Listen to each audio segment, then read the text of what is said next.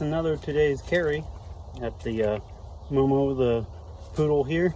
And then of course my pocket knife, gonna be Spyderco. I think this is the Para 3 light.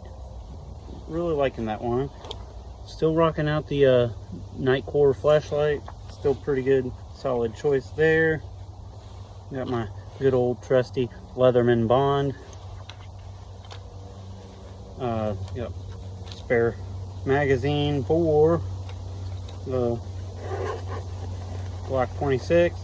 Rocking out the 511 Skyweight little chest pack. It's real handy when working out on the farm and everything like that, and or even hiking with a pack on and everything. And finally, I got my Very Good Knife Company Hawk, designed by yours truly.